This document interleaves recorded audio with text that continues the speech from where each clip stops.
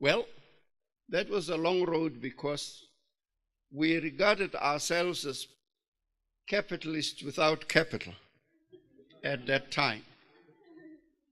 We have 18 million blacks in South Africa at that time.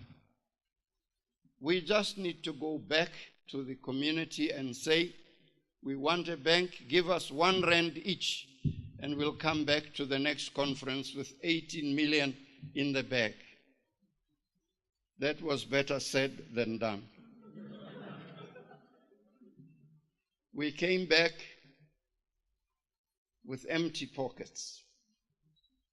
The National Fund had not increased.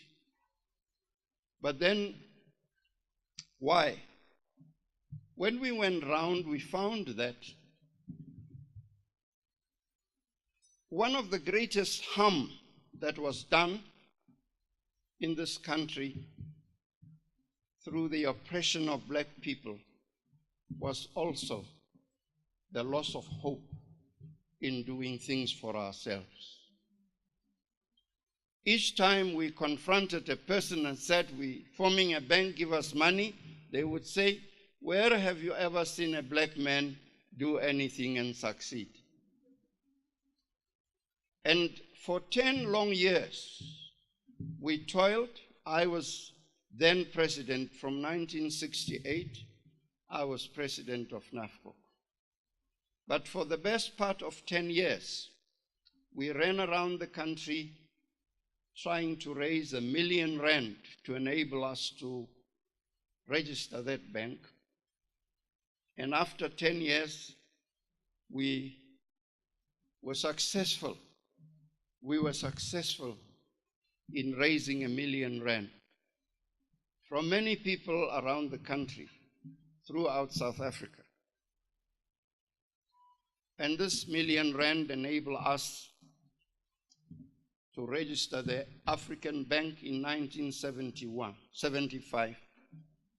I became the first chairman of the African Bank, equipped with very little knowledge of banking management and all those things.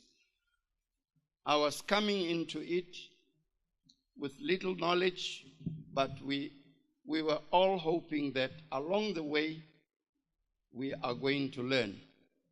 I went to New York, to the Citibank of New York, to undergo training for some time at the Citibank, and I came back feeling a little better empowered. But I stayed in the African Bank as chairman until 1995. 20 years I was chairman of the African Bank.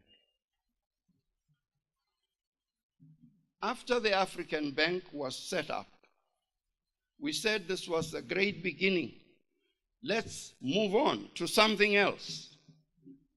Something else was the establishment of blockchain in Soweto. I don't know if any one of you know about blockchain.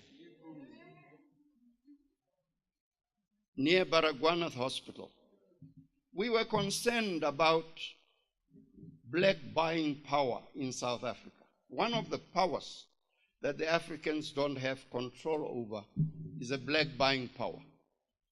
I'm beginning to see some effort at consolidating your hold on to black buying power.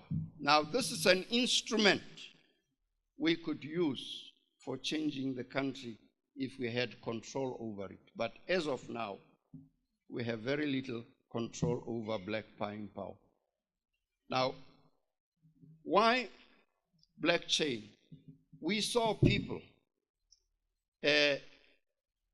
from Soweto coming into town all the time, buying from town and not even looking at our shops in the township. In the township, you would hear a mother say, hey, I forgot to buy these things in town. Have you got this and this? What we got by way of support was actually the crumbs that fell off the table. And we thought that we ought to have bigger stores in the township. Why we didn't have bigger stores up to that time was because of the negative laws that prohibited the growth of black business and the participation of black people in the economy of South Africa.